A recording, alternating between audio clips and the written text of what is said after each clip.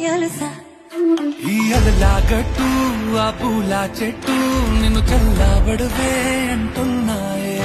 ఏం జరగనట్టు నువ్వు కరిగినట్టు నీ కరగనంటూ చెబుతున్నాలే.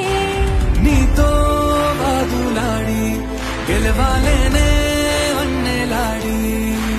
సరసాలు చాలండి ఓ శ్రీవారు, ఆఖరికి నెక్కేది